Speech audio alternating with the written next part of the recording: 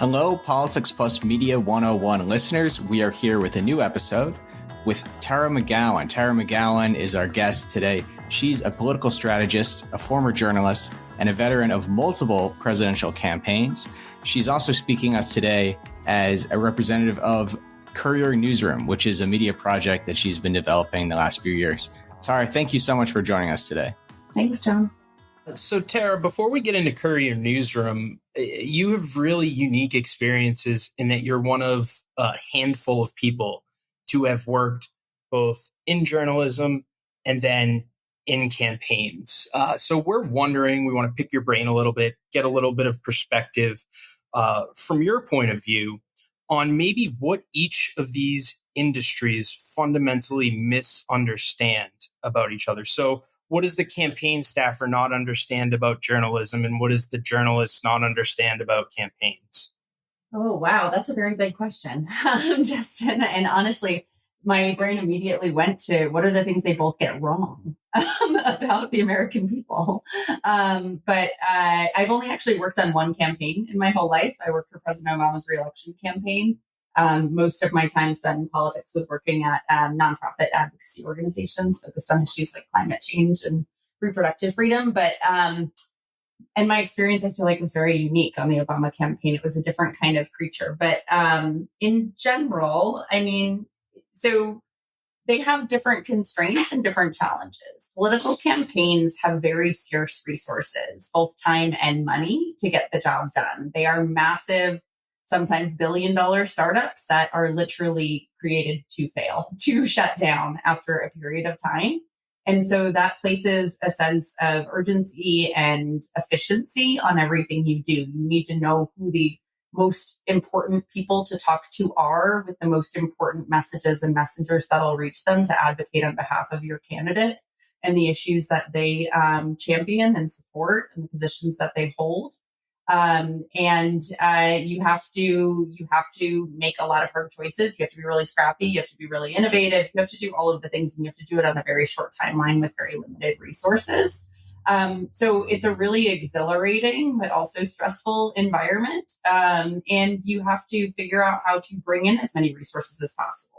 Volunteers, people to make phone calls, knock on doors, write text messages, as well as dollars to spend on advertising, media, and now content creators, and all sorts of ways of getting your message across in a decentralized media environment. So I think in general, campaigns used to rely really, really heavily on the media to be able to uphold the truth and the facts and hold both sides, both candidates in a race accountable to the truth. And so the campaigns didn't have to do so much of that work many years ago, since the media no longer sees that as their primary role by and large. That has become the role of campaigns, to really be their own spokespeople, to be their own media companies, if you will, to be the ones who are getting their message directly to all of the audiences that they need to reach on their terms without accountability, because the media is not so great at holding them all accountable, and have their own biases. So when you look at the media and journalism right now, it's changed dramatically.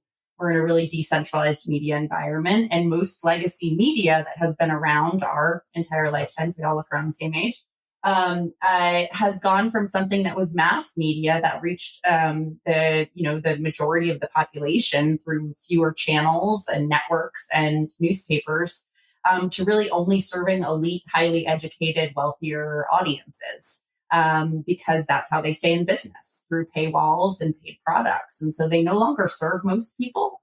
And most people get their information for free wherever they can. So mostly social media, messaging apps through their friends and neighbors. And so I think in general, the media hasn't just gotten the majority of Americans where and how they consume information wrong. They've just decided to not care about the majority of Americans and really only serve this very influential elite minority. And that can really be mind-bending for those of us trying to read tea leaves of media about what's going on in an election or a race, because they're actually really not focused on the general population anymore, both in terms of how they report the news, who they report it for, or what they decide to report on, or what matters.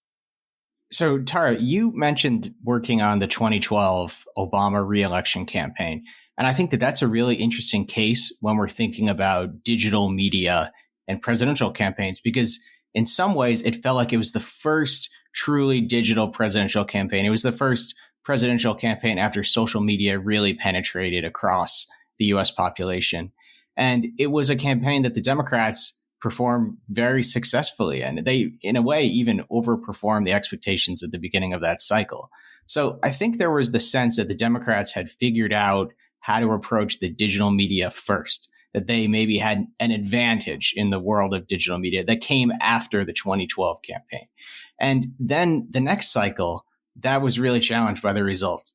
And maybe we started doubting whether the Democrats really had figured out how to campaign the age of digital media. So, Tara, what's your perspective on this? What were the lessons that came out of that successful campaign in 2012, and how many of them still apply today? What else were we missing, or did we need to learn as the landscapes continue to evolve? Yeah, I have lived this experience very intimately. And, I think that we have to be careful not to subscribe something a campaign does to a political party. I think the media does that all the time. So the decisions that a campaign makes and the culture that they create are really the reflection of the candidate and leadership. And something that was really special and unique about the Obama campaigns, both the original and for his first campaign for president in 07, 08, and then the reelection that I was a part of in 2012, it really was the culture that helped empower young people that came from all over this country to work for this very inspiring leader who had an inspiring vision for our country.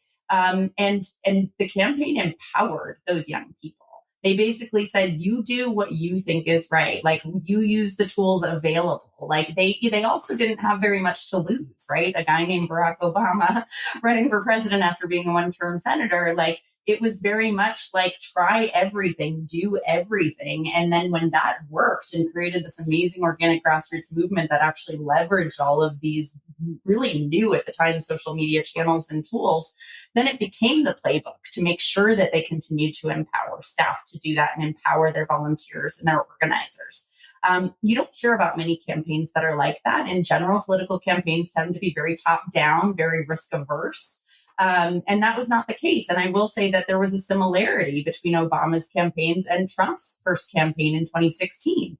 He also had nothing to lose. He had absolutely no idea who his supporters would be outside of maybe, apprentice watchers. And so he really empowered Brad Parscale and the young folks on his campaign to figure out where to find people who would support him, who would donate money, who would volunteer. And they did that using Facebook. And they were really, really successful at that. Whereas at the time, the Hillary Clinton campaign was kind of just adopting the former playbook and not really evolving or adapting it because they didn't see a need.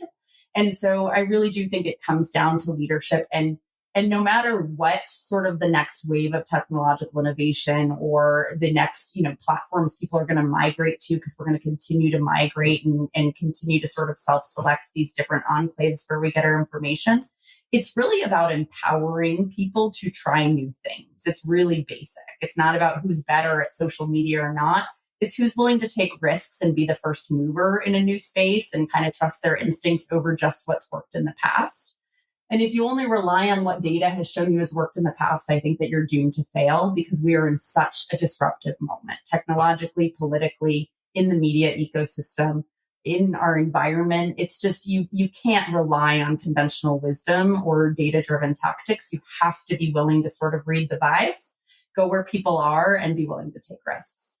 Trump gave people freedom because he didn't care. He did not care about the day-to-day. It was Paul Manafort before he got the can, Kellyanne Conway, and they didn't have a campaign infrastructure. So they did the digital with Brad, pennies on the dollar, and then they outsourced everything else at the RNC. And it was just fascinating because we were creating narratives, like you're mentioning, off the vibes. We weren't going focus group. Everything we were doing was, we think this will piss people off, so let's go do it. And Trump didn't care. So I just hope we have somebody in the White House that cares, like President Biden this next time around. Tara, something that struck me when you were kind of giving the narrative of 2012 and the lessons since then is that when we're talking about social media in 2012, we talk a lot about young people. right? And that was something that you emphasized kind of as you're giving us those stories. And it's interesting because today social media isn't only about young people. I think maybe that's something that's changed the most. Those of us that were, in the youngest demographic of voters in 2012, we're now a full 12 years older. But also social media, especially Facebook, has really penetrated with a much older demographic. Now, social media isn't just something that the youngest demographic are using every day for information, but it's something that our grandparents are using. It's something that, the stereotypical drunk uncle is relying on for a lot of his information. So maybe that's one of the biggest things that's really changed about the digital landscape is that it's not the story of young people anymore. Instead, it's the story really of everyone, every voter. That's absolutely right. It is everyone. It is every voter. And yet we still have this real challenge of kind of othering younger people, which now really just means under 40, which thankfully for a little while longer, I'm still lumped into, but where everyone over 40 is like, I just don't understand, because really the shift in consumption habits is changing at such an unbelievable warp speed. And it is true that like people, unless they're willing to really like go down the rabbit hole of TikTok to try to understand it, if they're not natively on it, they really can't understand.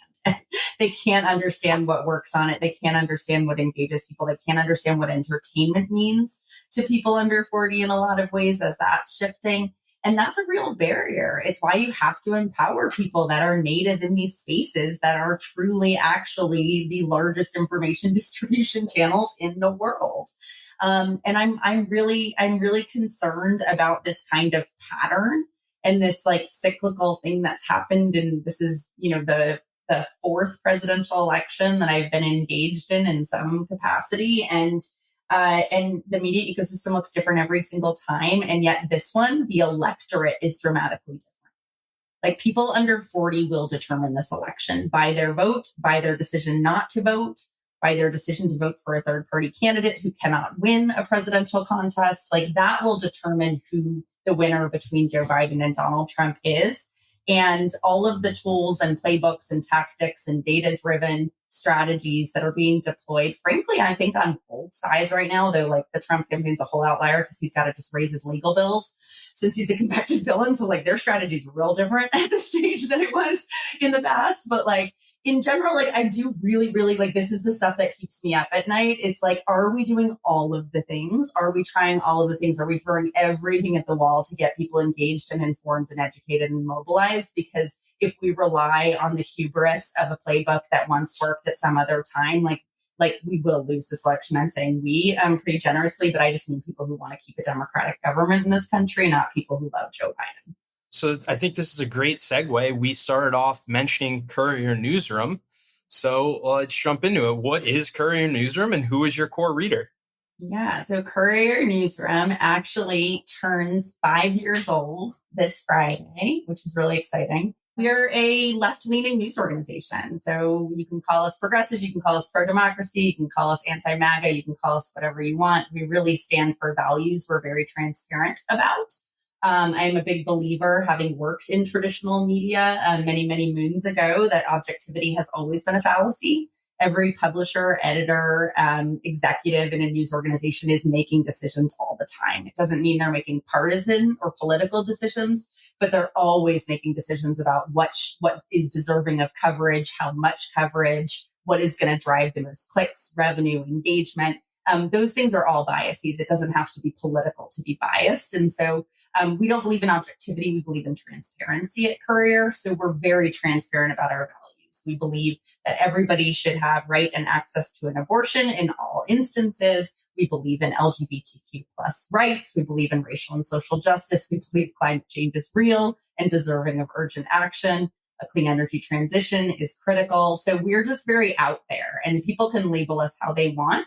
These are actually popular positions, not progressive positions. They are held by the majority of Americans, but the traditional media likes to create a two-party system and to really divide the country into very clean two buckets. And so they tend to label these positions as progressive because more Democrats support them than elected or Republicans running for office.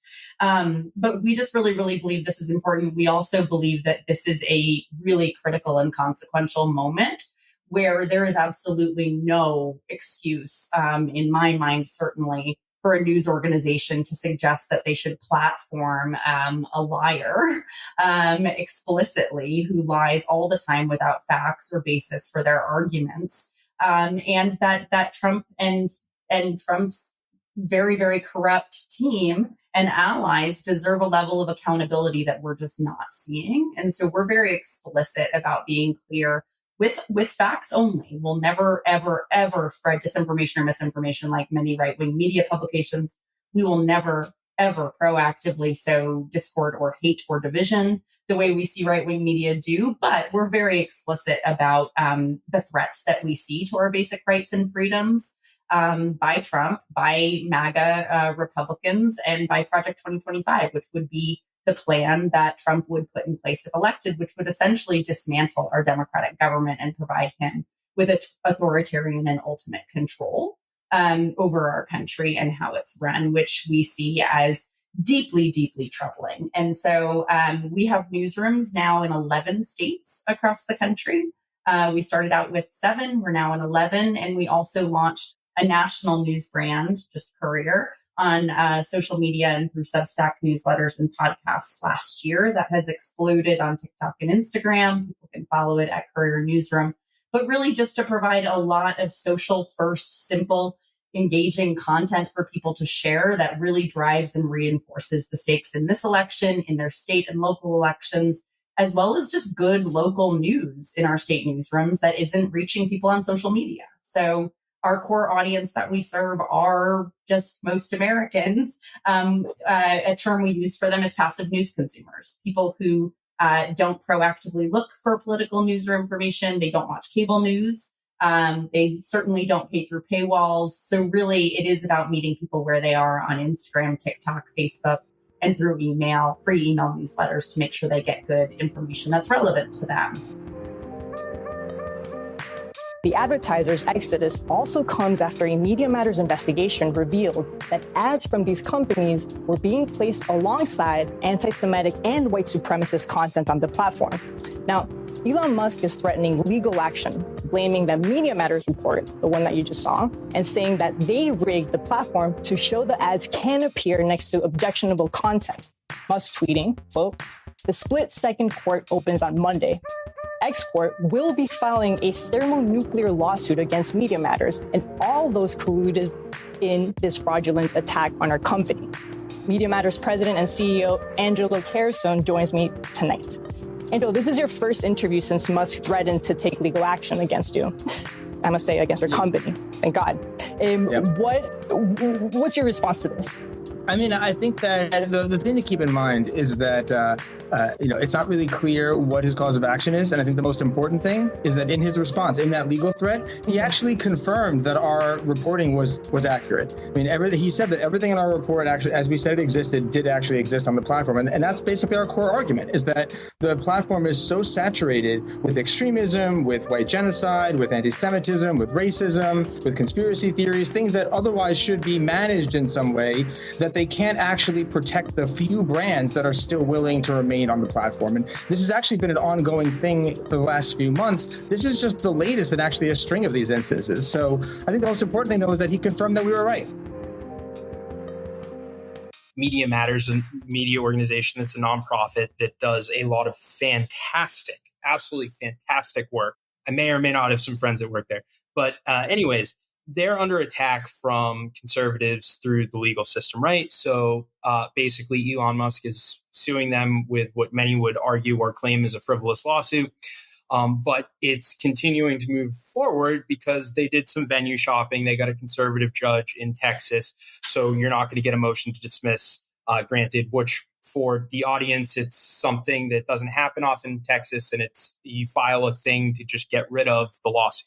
However, this could apply to something like Courier Newsroom, right? If you are giving a center-left or whatever you want to say, mainstream perspective on supporting issues that aren't the core of the Heritage Foundation, Ultra MAGA or whatever we're calling them now, you could ultimately face some type of similar attacks. And Media Matters, which is well-funded, had to go lay off, I think, at least a dozen people.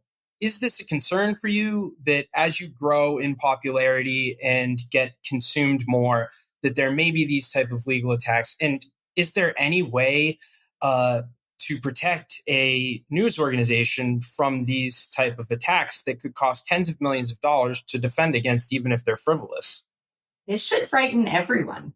This should frighten everyone in journalism in America. This should frighten everyone who works for an academic institution that does nonpartisan and unbiased research, because also Republicans in the U.S. House have also gone after a lot of university research hubs that have focused entirely on disinformation and misinformation online, to cost them very costly lawsuits that have required them to disband their research into disinformation and misinformation. Going after Media Matters, this is a pilot. This is going to be what they do to every news organization that writes anything negative about Donald Trump, his allies, maybe Putin, his family, etc., if he is reelected president. And this is not a joke, and it's not hyperbole. There is a playbook for this. This is exactly what fascists do. They go after the media. Trump's been doing it for years, undermining the media and sowing mistrust in them. He's been doing it nonstop the past 48 hours about CNN, where he is supposed to debate President Biden on Thursday night. We'll see if that happens. I wouldn't be surprised if he backs out, given how much he's ramping up the attacks on CNN. But this is really serious, and people need to take it very seriously. So while Courier might be a little higher on the list if we get bigger and more popular, it won't mean that publications like the New York Times, Washington Post, CNN, NBC, what have you, won't also be targeted and then attacked. And the other thing I want to say, Justin, from the way that you very clearly laid out what's happening with Media Matters, is that Republicans have been incredibly strategic, ruthless, and laser focused on flipping the courts, right? Because if they can just get friendly judges in all of the different courts and the suits that they bring all the way up to the Supreme Court, as we've seen, then they can really exert their control and their rule through the court system and make Congress and frankly even the executive branch over time irrelevant. And so this is again a strategy that's been in place for a long time, and we're just going to start to see these things ramp up. And at the same time, I would urge your listeners to also pay attention to the folks that are starting to change their leadership in their news organizations or others to potentially placate a Trump administration or regime, because that's also what happens when an authoritarian figure gains power, is that people don't want to be on these lists. They want to protect themselves or their business interests or their reputations. And so we're also starting to see that in the media, which is equally frightening, in my opinion. You talked about how your target audience for Courier News are what you described as passive news consumers. And I think this is really interesting and something I want to hear a little bit more about, because when we think about the news landscape, a lot of the time we are talking about institutions like Fox News or Media Matters, institutions that we're pretty familiar with who the partisan audience might be. And when we're imagining a news consumer, we're often thinking about people that might fall into one of those two camps. And it's interesting to try to figure out how the passive news consumer is actually getting their information today. If it was 30 years ago, we could probably assume that they're reading their local newspaper and they're watching one of the big three network news programs. I mean, the people who were the hosts of the big three network news programs used to be household names on the level of our biggest celebrities. They were the sources that everyone in the mainstream audience kind of went to get their information. And that's really kind of fallen away. We look at the ratings that those kinds of programs get, they're so much lower. We know that local newspapers, which were often a source of comfort for people who are passive news consumers, are kind of falling away. So today, what is that passive news consumer getting in their media diet? The person that campaigns are most interested in, this median voter, the 55-year-old man in Bucks County, Pennsylvania, who's an independent and has voted for both parties. What do you think that person's information diet actually looks like in the year 2024? Not good is going to be my guess. I tell this story all the time about how we're never going back to a time of Walter Cronkite, unfortunately, for all the folks in media who wish that we would. And you know, there's obviously a ton of reasons for this, but one of the major ones is the smartphone, honestly, that innovation changed everything, because then you could get information any time of day, anywhere you were. It became your pastime. It became the thing that you did on your, cigarette break or otherwise. I can't believe I just said cigarette. Don't smoke cigarettes. Anyone. But just like where it's just always with you. And so you always have access to the entire world. And social media in particular has decided to throw up their hands and say that they are not arbiters of truth or good factual information. And so the stuff that drives the most clicks, that triggers the most emotional responses, which tends to drive the most engagement, because we do have conspiratorial sides of us as human beings and attraction to drama and controversy.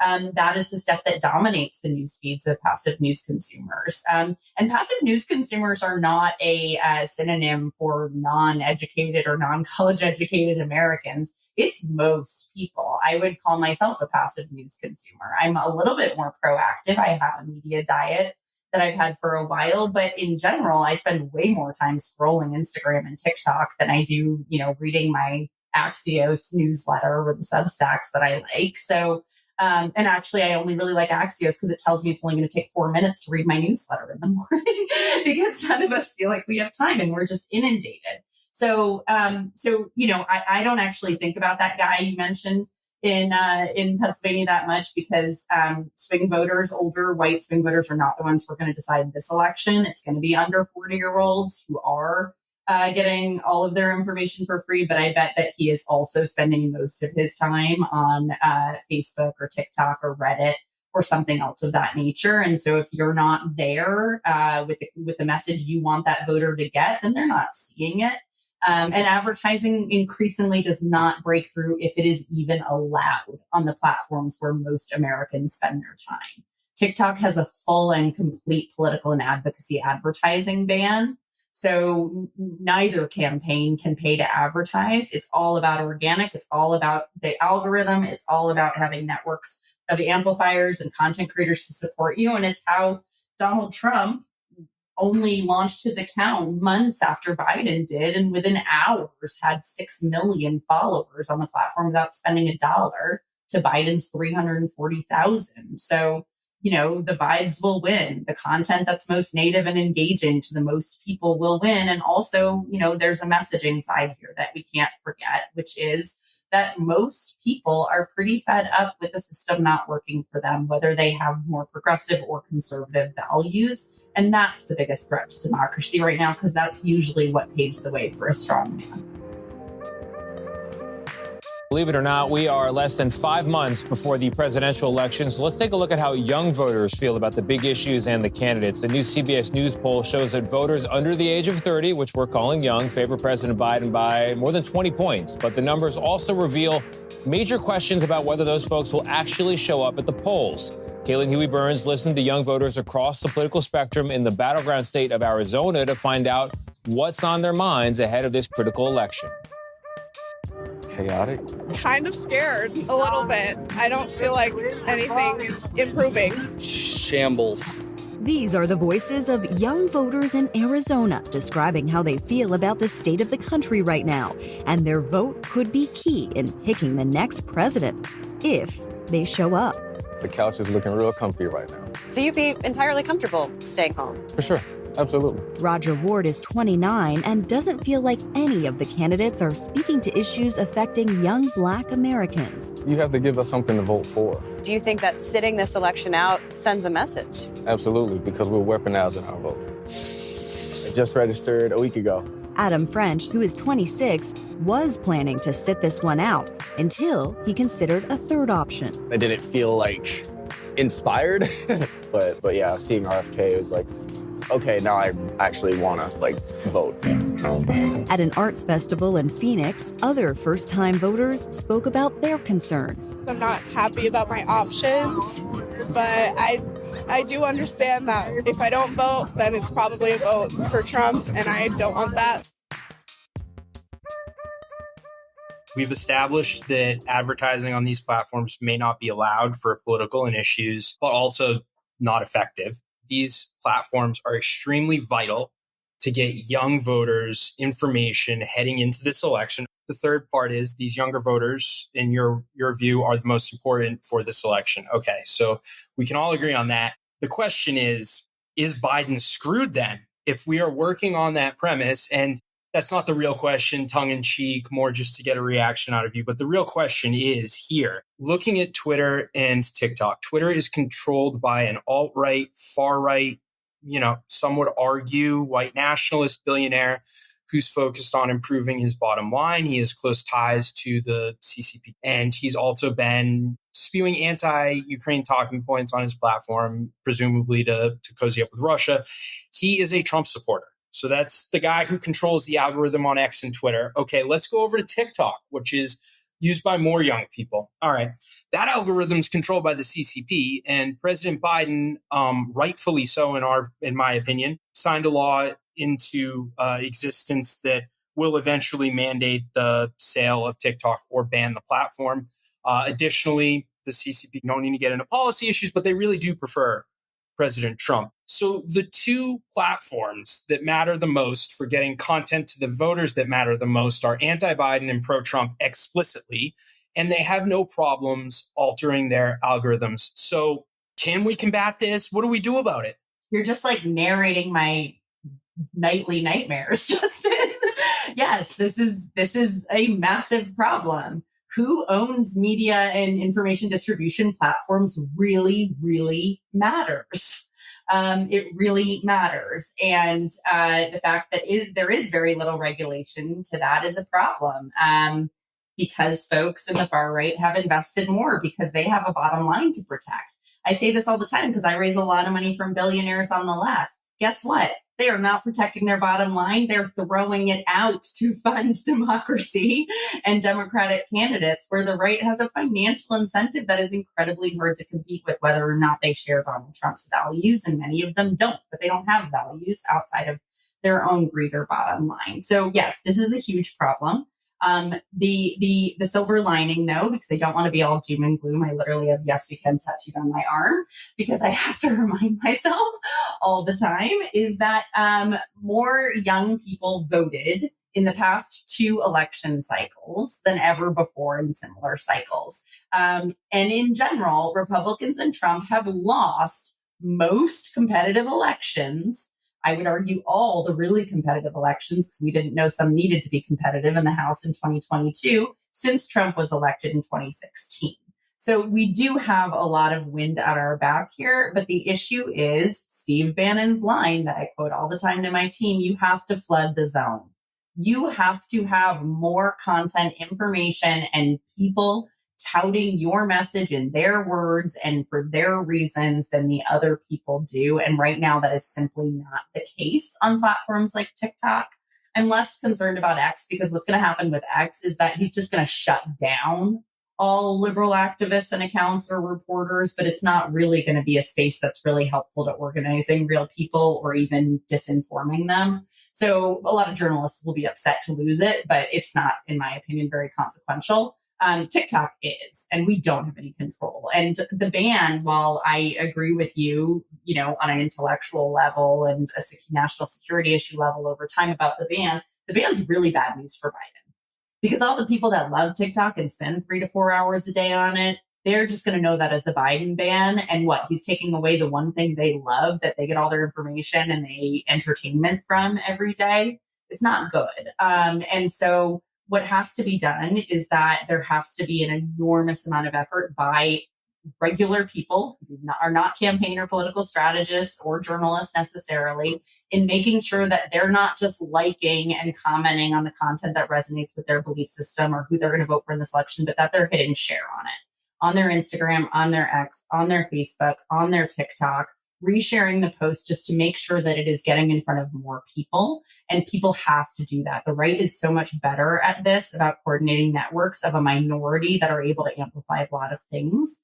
For some reason, the left is just not as good at this. A lot of people just assume that it's getting out there, and that's not really the case. So it means more people need to be posting more, creating more content, talking about this. And I do feel like that is going to happen. I think the fatigue is real.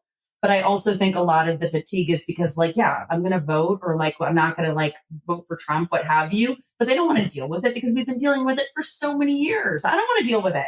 I don't want to read about Trump. I don't want to watch this debate on Thursday, but of course I will. So like, I get that, but I do think a lot of folks are going to come back to like doing the thing that they need to do, which is vote. But more importantly, we need everybody talking about it sooner, because they need to start engaging people that are not going to engage on their own at the end. And if they hear that there will be a federal abortion ban if Trump is elected, or they hear that he will dismantle the Department of Education and defund public schools across the entire country, and eradicate communities in rural America, like, yes, I think that they will show up even if they're not regular voters. That's going to mean just everybody getting a lot louder.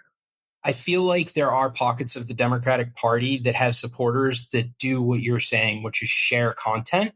And what comes to mind, former guest Liz Smith was really good. I assume she did this at cultivating that type of culture around the online Pete Buttigieg supporter. And we saw him go from nothing to, I think he won Iowa. It just took months because the Democrats screwed up the system we used to count the votes. But I think there is hope. So just wanted to add some positivity there.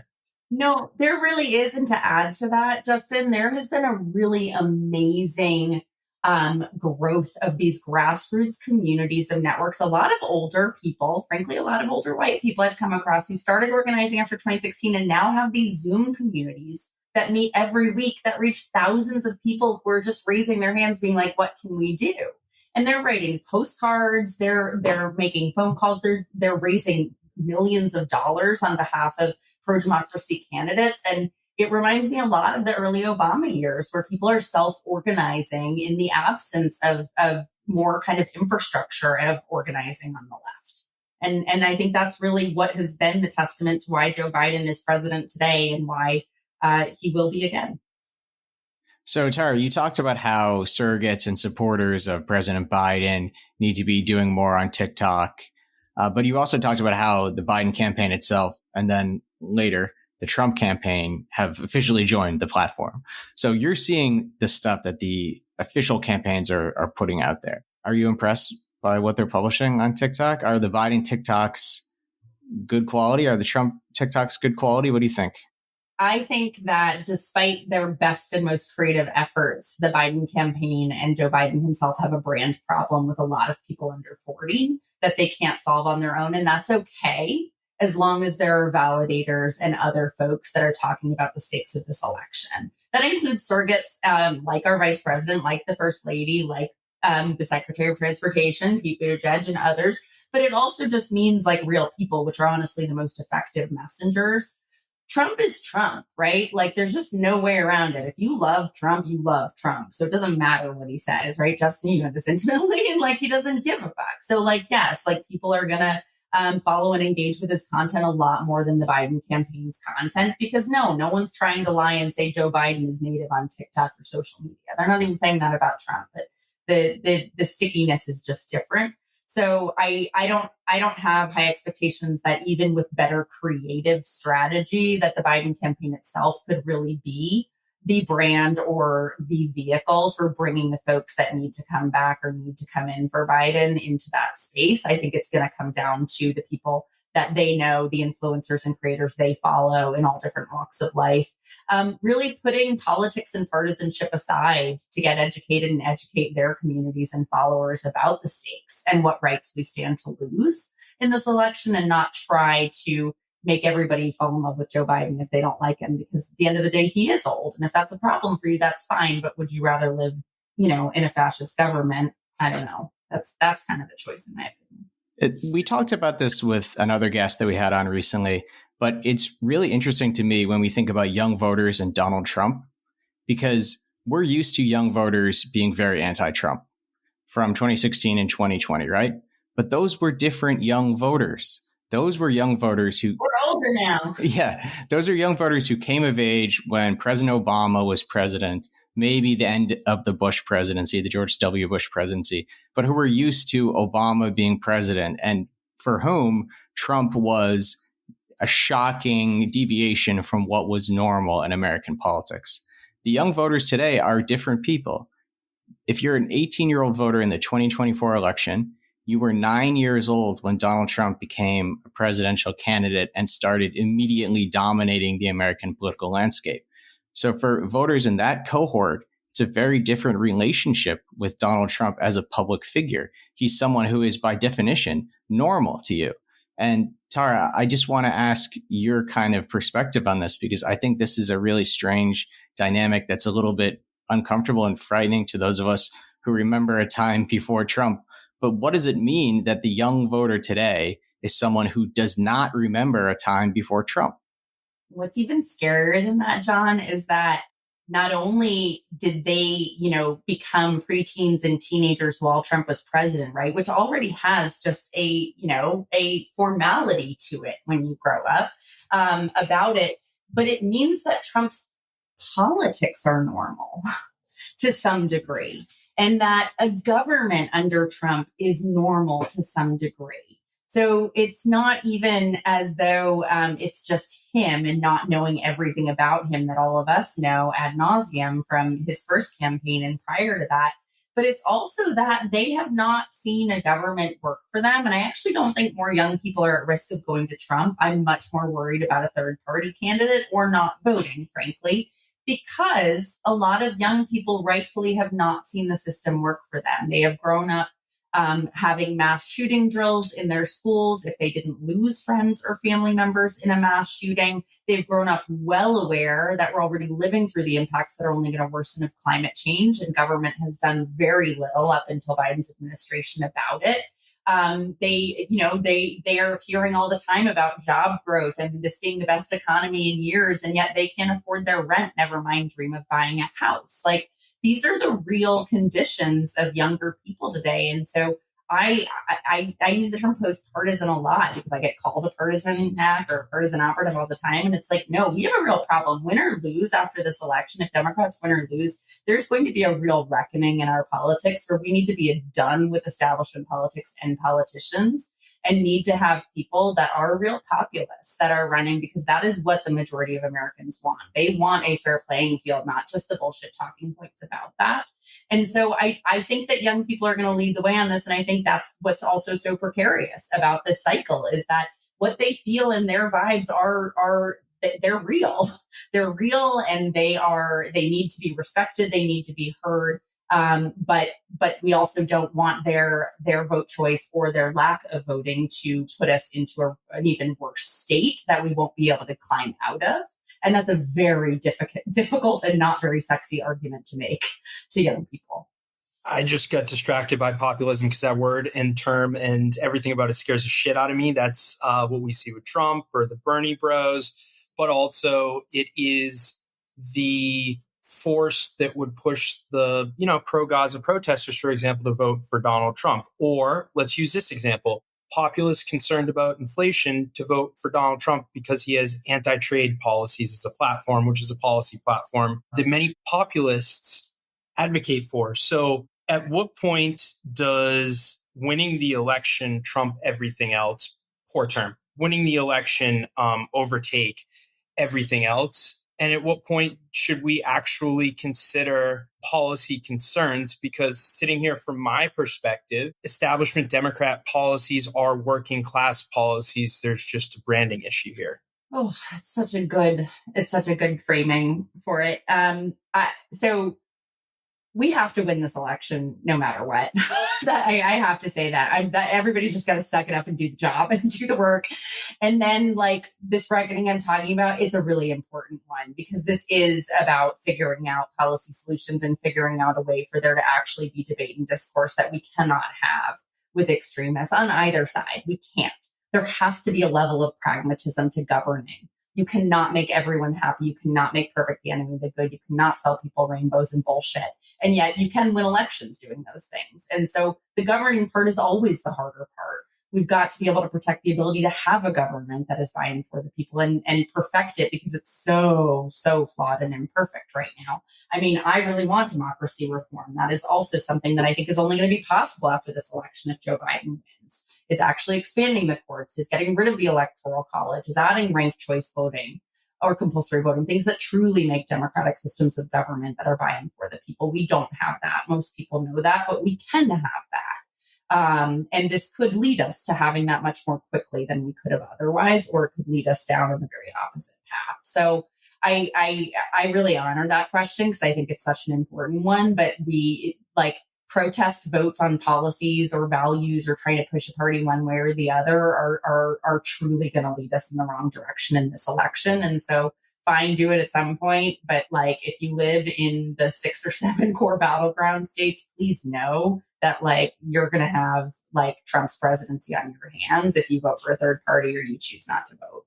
Tara, we're talking so much about the high stakes of this election and also the importance of digital, about how that is how people are consuming their news, often social media.